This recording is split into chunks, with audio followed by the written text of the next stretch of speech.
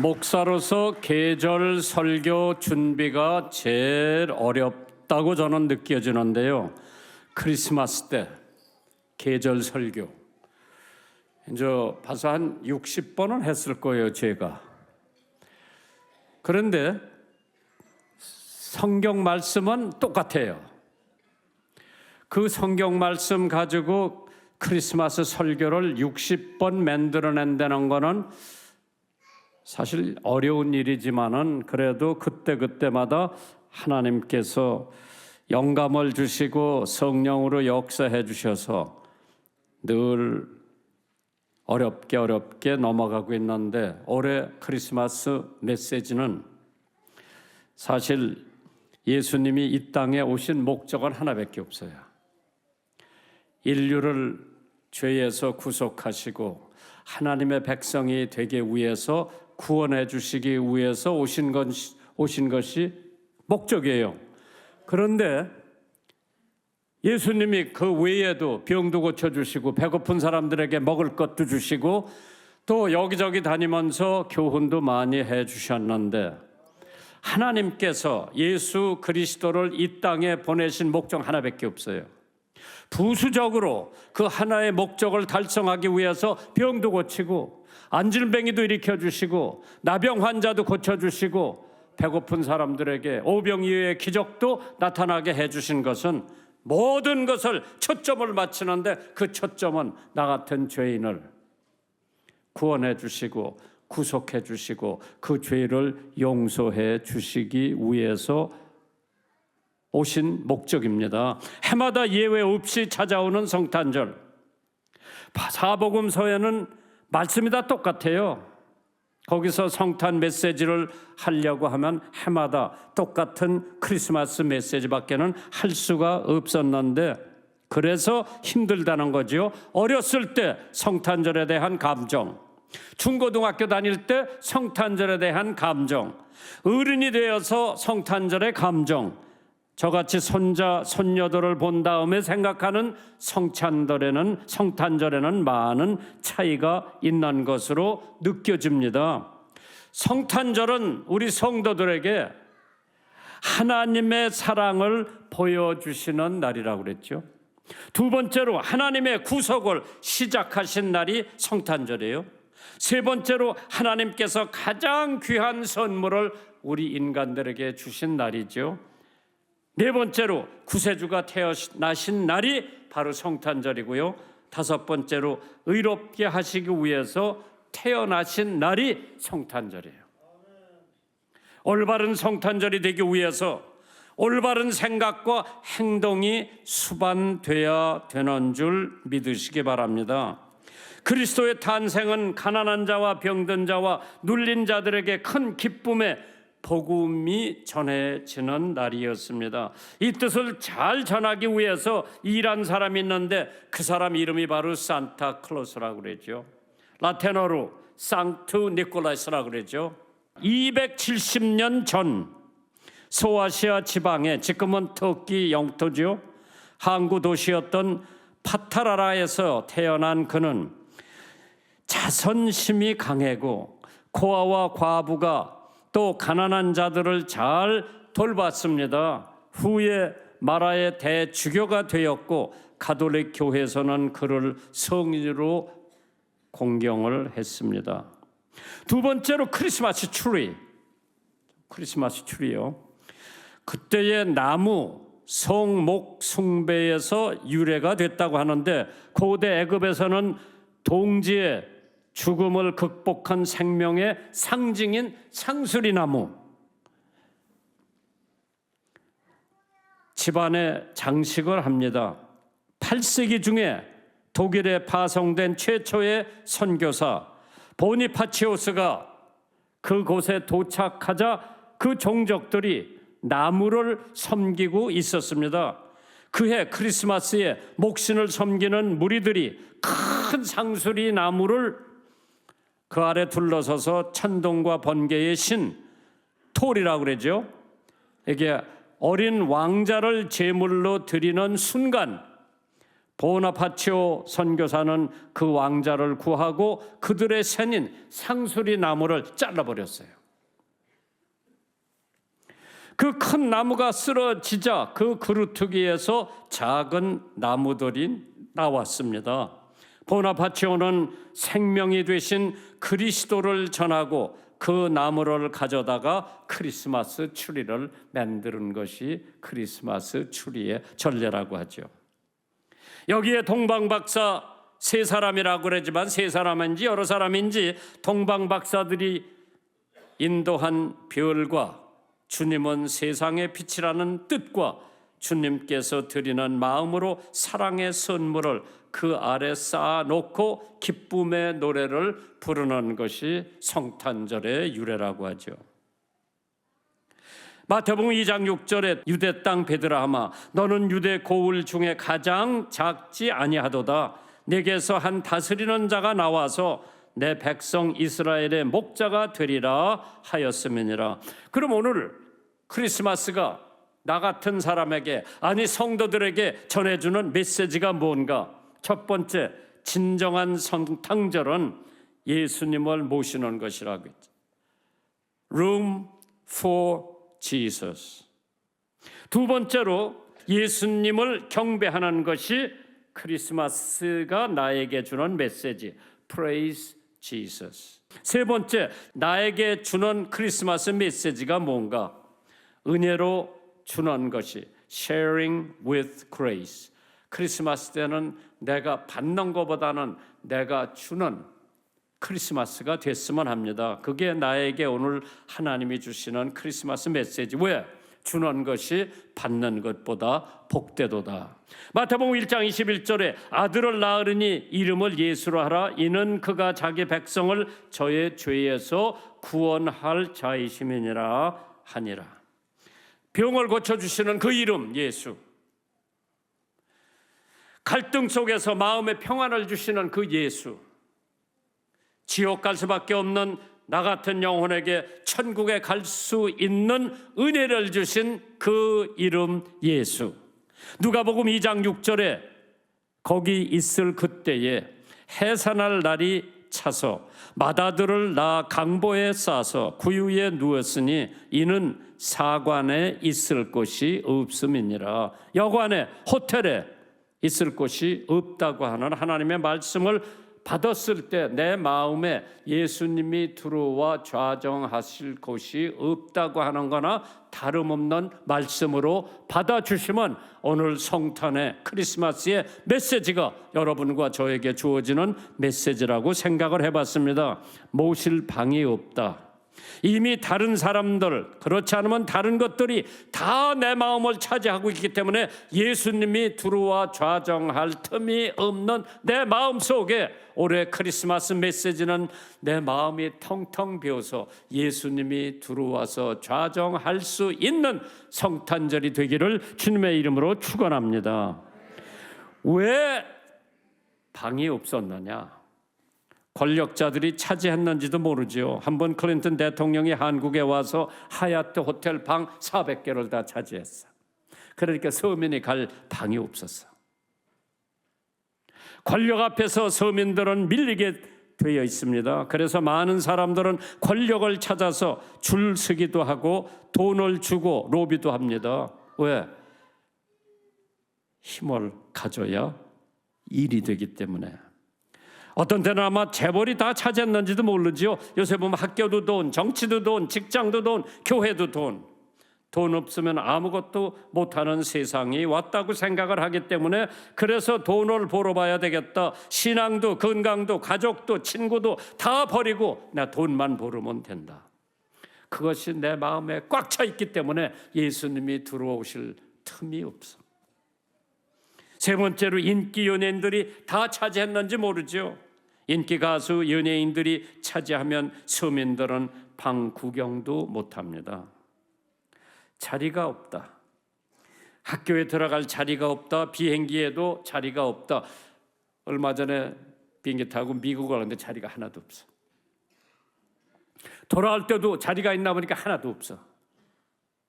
우리들 마음속에 지금 예수님이 들어와 자정할 자리가 하나도 없지 않은가 한 번 정도 이번 크리스마스 때 생각해 보시기 바랍니다. 예수님을 내 마음에 모실 자리가 없으면 예수님은 그냥 돌아가십니다. 이것은 마치 하늘의 별 뜰 자리가 없다고 하는 거나 같고, 화단에 꽃 심을 자리가 없다고 하는 것과 같고, 자동차에 휘발유 넣을 자리가 없다는 것과 같고, 과일나무에 열매 맺을 자리가 없다고 하는 것과 같고, 바다에 물 들어올 자리가 없다는 것과 같습니다. 내 마음에 왜 예수님 들어올 자리가 없나? 세상 일로 가득 차 있고 명예, 성공, 출세, 향락, 금전, 진급, 이기심, 질투, 욕심으로 가득 차 있는 내 마음에 예수님이 쓰시고 들어올 자리가 없다. 이번 성탄절 메시지, 내 마음을 텅 비워놓고 예수님께서 좌정할 수 있는 자리를 만들어 놓기를 주님의 이름으로 축원합니다. 어느 부자가 고급 호텔에 성대한 잔치를 벌이고, 그 잔치에는 많은 성공한 사업가, 권력 있는 사람들, 어린아이들을 위하여 생일 파티를 열었습니다. 각계 인사들이 찾아오고 특별한 축하 공연 순서도 마련되어 있었습니다. 그런데 어쩐 일인지 2살배기 아들의 잔치인데 그 아들을 볼 수가 없습니다. 한 손님이 사업가 부부에게 다가와 물었습니다. 그런데 오늘 주인공 아드님은 2살 먹은 아들인데 어디 있습니까? 그러자 아이의 엄마가 이렇게 대답을 합니다. 얘 집에서 유모가 보고 있고요. 이런 복잡한 자리에 데리고 오면 아이도 힘들고 저도 여러 가지로 신경 쓸 일이 많아질 것 같아서 집에 두고 왔다 그러더래요. 주인공이 집에 있고 껍데기 손님들만 와서 왁작왁작했죠.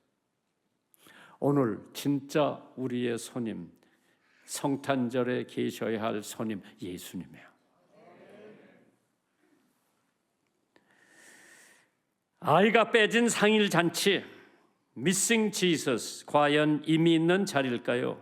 예수님께서 탄생하신 성탄절도 마찬가지입니다. 그 성탄절의 주인공 예수가 안 계시면 껍데기 성탄절밖에는 될 수 없어요. 이번 성탄절에는 마음의 방을 텅 비우고 예수님께서 들어오셔서 마음대로 좌정하실 수 있는 성탄절이 되고, 예수님을 중심에 모시고 그분이 복음과 사랑에 전하는 성탄절이 되기를 축원합니다. 두 번째로 크리스마스 메시지가 뭔가? 경배하는 거라. Praise Jesus. 마태복음 2장 11절에 집에 들어가 아이와 그 모친 마리아에 함께 있는 것을 보고 엎드려 아기께 경배하고 보배합을 열어 황금과 유황과 몰약을 예물로 드렸다고 그랬죠. 부모한테 경배한 게 아니라 아기 예수한테 경배했다고 그랬어요. 목자들도 경배를 했죠. 누가복음 2장 20절에 목자가 자기들에게 이르던 바와 같이 듣고 본 모든 것을 인하여 하나님께 영광을 돌리고 찬송하며 돌아갔다고 그랬어요. 어린아기 예수가 탄생한 것을 보고 목자들도 경배했고 동방박사들도 경배했고, 그러니 금년도 크리스마스의 메시지, 나에게는 예수님을 찬양하고 예수님을 경배하고 예수님을 정말 우러러보는 크리스마스 메시지가 되기를 주님의 이름으로 축원합니다. 목자들, 경배라고 하는 것은 하나님께, 경배의 목적은 주님께 영광을 돌리는 거라고 그랬죠. 고린도전서 1장 31절에 기록된 바 자랑하는 자는 주 안에서 자랑하라, 함께 갖게 하리라 함과 같으니라. 우리의 모든 자랑은 그리스도 안에서, 주님 안에서 자랑하라고 그랬죠. 두 번째로 찬송을 했다고 그랬죠. 에베소서 5장 19절에 시와 찬미와 신령한 노래로 서로 화답하며 너의 마음으로 주께 노래하며 찬송하라고 그랬어요. 내 마음 속에 텅 비었고 예수가 들어와 계시면 그 마음 속에는 찬상이 있어요. 찬양이 있고 영광이 있고 하나님에게 존경이 있고 하나님에게 찬양하고 하나님에게 영광을 돌리고 하나님 앞에 예배 돌리는 마음이 가득 차 있지만은 물질로 가득 차고 혐오로 가득 차고 시기로 가득 차고 미움으로 가득 찼다면은 예수님이 비비고 들어올 틈이 없다고 그랬죠. 베드로전서 1장 3절에 찬송하리로다. 우리 주 예수 그리스도의 아버지 하나님이 그 많으신 긍휼대로 예수 그리스도의 죽은 자 가운데서 부활하심으로 말미암아 우리를 거듭나게 하사 산 소망이 있게 하셨다고 그랬어요. 참 하나님께서 우리들에게 이번 크리스마스 메시지가 두 번째로 경배해야 된다. 나 같은 죄인이 용서를 해주시고 구원시켜 주시고 거룩한 하나님의 백성이 되게 하시고 천국에 들어갈 수 있게 해주신 분에게 경배와 예배와 찬양 드리지 않을 수가 없죠. 우리 보잘것없는 인생이에요. 하나님이 나 같은 죄인을 성자로 만들어 주신 것은 하나님의 은혜. 그러면 그 하나님 앞에 경배하고 감사하고 찬양해야 되는데 그거를 망각하고 사는 우리 인생들. 어떤 사람은 은혜를 받고도 돼지머리에 경배를 하고 나무에 새긴 것에 경배를 하고 돌상에다가 경배를 하는데 전지전능하시고 무소불능하신 하나님께 마땅히 경배와 찬양과 영광을 돌려야 될 줄 알아야 되는데 이번 성탄 메시지 내가 빈 마음을 가지고 있음으로써 예수님을 경배하고 예수님을 찬양하고 예수님께 영광 돌릴 수 있는 성탄 메시지가 되기를 주님의 이름으로 축원합니다. 롱펠러 같은 시인은 종이 한 장에다 시 한 수를 쓰면 몇만 달러가 되죠. 록펠러는 수표 종이에다 자기 사인 하나만 대면 몇 백만 불이 왔다 갔다 합니다. 기계공이 5만 원에 재료를 사가지고 500만 원짜리 물건을 만들 수가 있죠. 유명한 화가가 산 캠퍼스를 하나 갔다가 그림 한 폭을 그리면은 달라는 게 금이죠. 그런데 주님께서 다 낡고 썩고 힘이 없고 가난하고 희망이 없던 나 같은 존재에게 예수님이 한 번 만지니까 내 가치가 변해. 하나님께서 크리스마스에 내게 주는 메시지가 뭐냐? Sharing with grace, 은혜로 주는 것이라고 그랬어요. 주는 것이 받는 것보다 복되다고 그랬죠. 동방 박사들이 와가지고 예물을 드렸어. 뭐냐? 황금과 유향과 몰약을 드렸다고 그랬죠. 그 예물은 상징적인 의미가 있어요. 황금은 매우 귀하고 영원한 불변의 물건이기 때문에 예수님의 왕권을 상징한다고 그랬어. 예수는 나의 왕. 예수님은 여러분의 왕이요. 왕의 명령에 나는 절대 복종을 해야 돼요. 그래서 황금을 갖다 줬죠. 두 번째로 유향. 유향이라고 하는 것은 향기로운 향품으로 예수님의 신성, 거룩함을 상징하는 거죠. 그렇기 때문에 예수님은 죄가 없는 분이야. 그렇기 때문에 내가 그 예수를 추종할 수 있고 따라갈 수가 있죠. 몰약, 시체를 염할 때 부패 방지를 하기 위해서 또는 마취제로 사용되는데 예수님의 순환과 대속을 상징하는, 죽음을 상징하는 세 가지 예물을 드렸다고 그랬어. 이번 성탄에 내가 주님 앞에 드릴 게 뭔가? 내 몸 하나밖에 없어. 주님 쓰세요. 마음대로 쓰세요. 마음대로 부려먹으세요. 하나님께서 오늘 여러분과 나 크리스마스 메시지 뭔가 한번 생각해 봤을 때 결국 예수님은 왕이요 제사장이요 구세주이심을 우리는 알기 때문에 동방 박사들이 예물을 통해 상징적 의미가 나타났습니다. 고대의 경배는 반드시 예물이 수반된다고 그랬어요.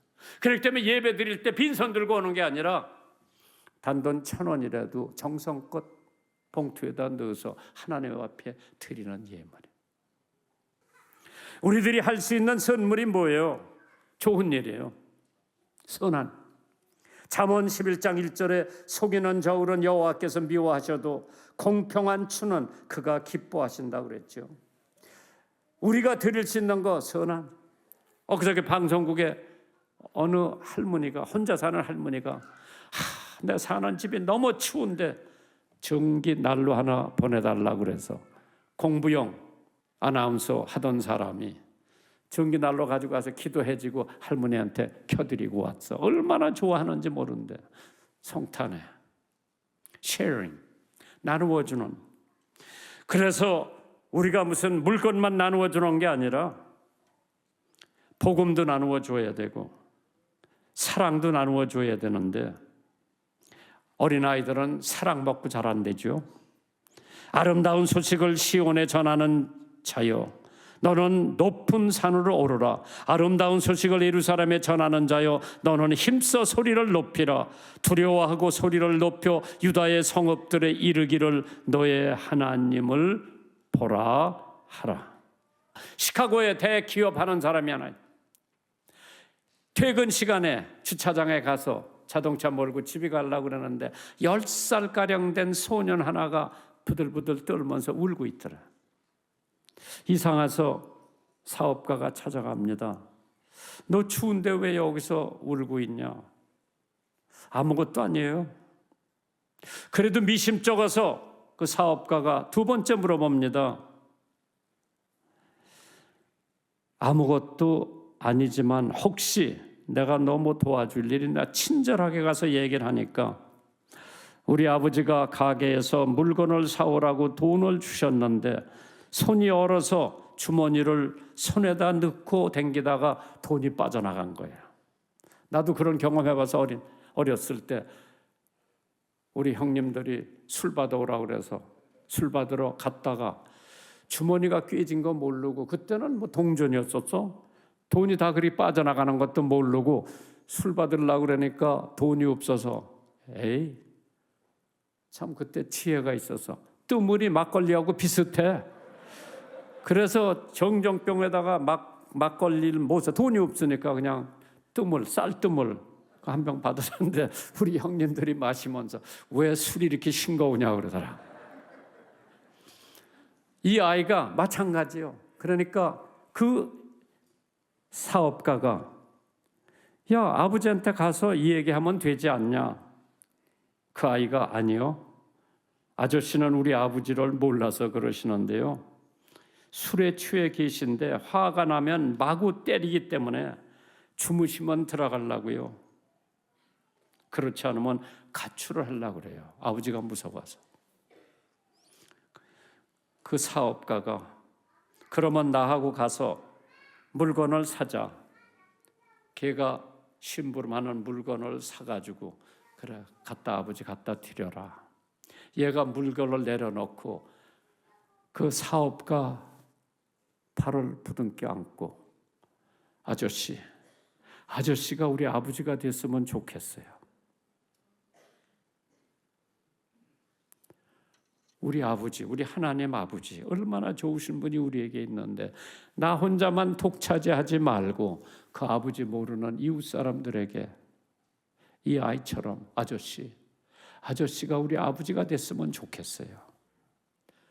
참 인생을 살다가 보면은 자기 아버지보다 낯선 사람이 자기 아버지가 됐으면 하는 그 심정을 이번 크리스마스 메시지에 담겨서 내가 소외된 사람, 쪽방에 있는 사람, 다리 밑에 천막 치고 있는 사람들에게 그래도 사랑의 손길을 뻗칠 수 있는 크리스마스가 되기를 주님의 이름으로 축원합니다.